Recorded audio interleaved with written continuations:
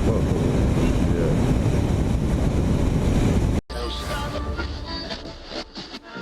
Scratch babble. It's windy as hell. Okay, so sometime here in the not too distant future, I'll be hitting 1,000 miles. My first 1,000 miles on the KLR 650, and I wanted to just give you an idea of what it's been like. Compare it to other things. Things I like, things I don't like. Pretty much, there's not too much I don't like about the KLR, but if you've not ridden a dual sport before, which I had, and you've ridden a totally different style bike, if anything, it's very different at first. Very different. I do like the height of the bike. Some people complain about it being too high. I love that. I'm 6'1", so I like the height of it. It's great. No complaints. It took about a month to get used to the seating position where the controls were, because I'd come from a cruiser type bike for the last year. But now that I've got almost 1,000 miles on it, I'm a lot more used to it, and I love it. I can see why so many people go crazy over this bike. First of all, it's cheap. It's cheap to operate, cheap to buy, cheap to service. I did the first 500-mile oil change. I'll do another one here in a little bit. Everything on it is easy to do. And if you've been wanting to learn how to do your own stuff on a bike, this is the bike to learn on. Read about that a lot on the forums. You're not going to win any races on this bike. The only two negatives I have about it are, number one, it's buzzy. It's a single cylinder. It is buzzy. I've got some new grips on the way. I hope that'll help a little bit. I mean, it's not bad. It's not horrible. It's like you can't drive. But when you get up into the higher speeds, 65, 70, if you're not used to this type of engine, which I wasn't, you feel like it's going to explode at any minute. When in actuality, it's just settling right in. First 500 miles, I had to stay below 4,000 RPM. The second 500 miles, I'm supposed to stay below 1,000. Basically, I've just been riding. I haven't really put a whole lot of thought into it. Sometimes I accelerate easy, sometimes I accelerate hard. It has more than enough power to pull away from traffic when you need to. So that's not been an issue. But other than being buzzy, the other thing, days like today, on a windy day, especially with the crosswind, the headwinds are not too bad, but the crosswinds, boy, they'll let you know they're out there. You suddenly get a little slap from the side, and if you're holding the bars too tight, which I was the first few weeks, and it was windy almost every day, you feel like you're holding on for your life. Once you learn to relax everything, then it's not so bad. It ain't fun. Well, sometimes actually it is fun, but it's different if you're not used to it. Anyway, so I was talking on the forums about, what kind of modular helmet can I get that's going to cut down on wind noise. I've got a Bell Revolver Evo, and I like it for the most part, but it's always been noisy, and it seems noisier now. But I do have a transitions lens on it, and God, I love this shield. It's awesome. Anyway, in mentioning on the forum about the helmet noise, Norm Keller, who's apparently has KLR in his DNA, told me to stand up on the pegs at speed and see if the noise goes away, and sure enough it did. So unlike the previous bikes I'd ridden, which were naked bikes for all intents and purposes last year, this has the little windshield, which is kicking the wind right up under my chin. It's not annoying from a buffeting standpoint, but it's feeding wind right into the bottom of the helmet, so that is where some of the noise is coming from, if not most of it. So I've got two choices. One, short term I may do this, is cut down the size of the windshield.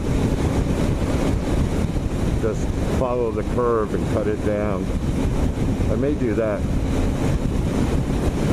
so I can lower the noise, the wind level. I'm feeling it here, right at the bottom of my helmet.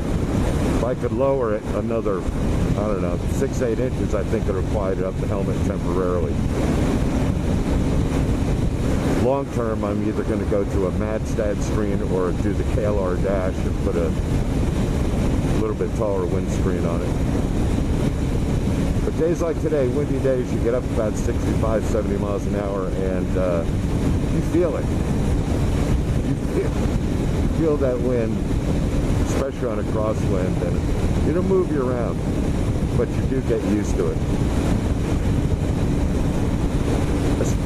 That's it. A little buffeting into the helmet, windy day, crosswinds will get you, and the handlebars are a little buzzy. This thing handles phenomenally. I think it's a really good compromise as far as weight to handling ability. People talk about this being real heavy for a dual sport, and I understand that, and I haven't used it in that capacity yet, and I'm sure I'll get that there. But the ability to still be able to go off-road with a bike that's relatively stable at the weight it's at now, even in the crosswinds, that's more a function of the bike being tall and a sail than it is anything else. But God, I just love the way this bike handles. It gets off the line good. Other than a little vibration in the grips when you start getting up around, I'm at 4,100, 4,200 RPM right now, going about 64 miles an hour because I'm going straight into a pretty strong wind. And the buzz isn't that bad anywhere else, just in the handlebars a little bit.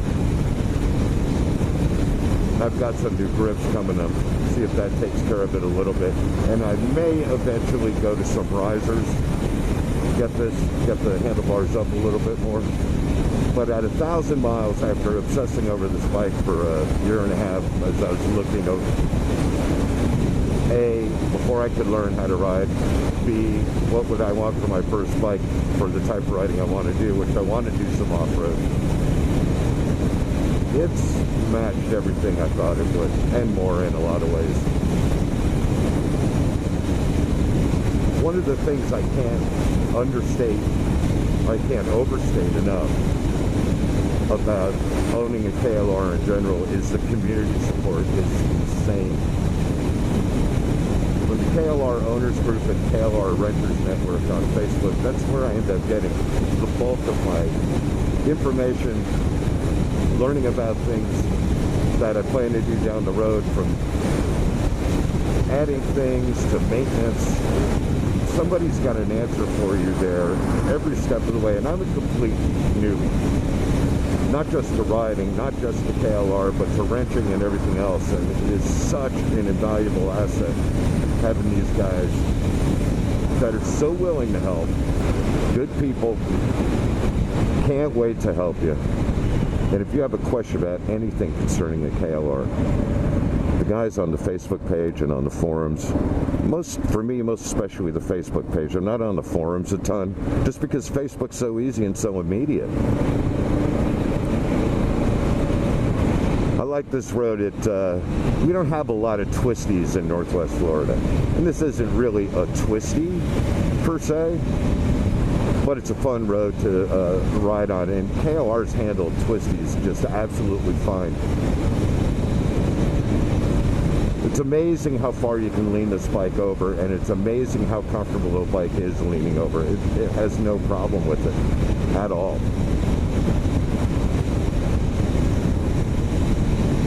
But anyway, the support community is awesome. There's videos for everything you could possibly want to do to a KLR. In the big scheme of things, when you compare a KLR to a bigger adventure bike, as far as I'm concerned, the only real negative over spending a lot of money for all the extra bells and whistles that you really don't need, but to make things more convenient, and I'm not knocking them. I mean, I look at the African Twin and drool just like anybody else. And someday I'll probably have them. But right now, as far as general use, the general specific use for a KLR, to get where you want to go across a distance if you need to, and then get off-road once you get there. The only shortcoming I can see is on the highway. And I think that's pretty common with what everybody says. I've read about people say they get used to it. You do learn to adjust. You do some modifications to the bike to help you on distances, windscreen, bigger windscreen, things of that nature. Some people carry a 16-tooth sprocket, so when they go on a trip, they can swap out the 15, put that on, and then we get where they're going. Say they're riding a day's ride, and the next day plan to go off-road. They just switch the sprocket out until they can do it in about 15 minutes. So that's the only real huge plus. The seat is very comfortable. This is a 2015 model. They made a change to the seat in 14.5. I don't know enough about riding to tell you if the suspension's better, significantly better, or just a little better from what it was. The only time since I'm just using it for commuting, the only time that I really have even thought about the suspension, I do notice going over bumps that pretty smooth. It eats bumps up, and you definitely notice when you have to brake quickly that there's dive on the front end, but it's not like it's unmanageable. But the first couple times you have to get used to it. But overall, at 1,000 miles, you know, always in the back of your mind, especially if you're a new rider, when you're stressing over your first bike, you think about what you want, you think about what it can do. You have your heart set on something, and then you get it. And I've heard people say this, and I think, oh God, I've had that happen in other circumstances. You get it, and then you don't like it, or it's not what you thought it would be, or. And that hasn't been the case with the KLR. I love it. Gear-wise, I was very fortunate. I had some really good gear donated, but there's a couple things that I'm still having a hard time finding. I'm having a hard time finding a mid-priced, long oval to intermediate oval modular helmet that isn't noisy. And reading reviews will confuse you even more than if you did no research at all, because they contradict each other. Also, I'd like some summer gloves that have a windshield wiper on the finger. It's the only thing I lack in commuting. When it rains, a visor on the finger, but in a summer weight glove would be really helpful. And then probably the last thing that I just can't figure out which direction I want to go as far as gear is concerned is riding pants, some overpants. I want something I could throw on over jeans and or shorts if I need to, but I'm not really sure which direction to go. You see cheap ones, you see expensive ones. I'm not so much worried about price. Okay, that's a lie. I'm a little worried about price. I just want something I can commute in and throw on over stuff, and it's going to work okay. Other than that, I'm just saving my money now for crash protection on this bike so I can get off-road. I plan on doing that very soon. And that's about it. I can't see my odometer because I'm semi-blind as a bat. I think I broke 1,000. Anyway, first 1,000 miles on the KLR has been fantastic. Few creature comforts I'm going to add. I did add the charger port, phone holder, so that I could use it when I'm doing the vlogs. And there's not a whole lot left beyond that, other than just plan a trip and go. I'm looking forward to the first trip that I go on. It's the whole purpose of getting this in the first place. There's a northern loop on the Mississippi part of the TAT, like a scenic route that I'd like to do in the fall, because that's about the closest place to the TAT for me in my area in Northwest Florida. So it'd mean a day's ride, half a day. No, it'd mean a day's ride.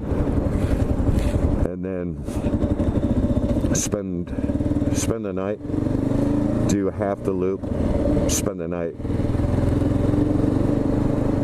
come back, and then ride home the next day. Unless I trailer it there. Don't kill me for saying that. So if you've got any input, this is Northwest Florida State College in Northwest Florida, strangely enough. That's their 2015 National Champions banner for baseball. Anyway, if you've got any input on gear I can look at, especially a helmet, things that you noticed after 1,000 miles on the KLR, things that happened to you during the first 1,000 miles. The reason why I rode up here is that's where I learned how to ride. I don't know if you can even see people out there, but